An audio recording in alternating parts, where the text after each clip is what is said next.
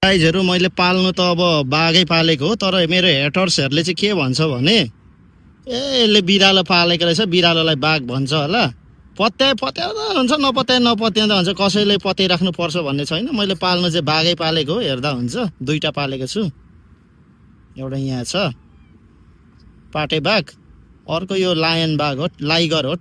Lion र टाइगरको मिक्सलाई liger भनिन्छ। Hello मिमी मिमी ए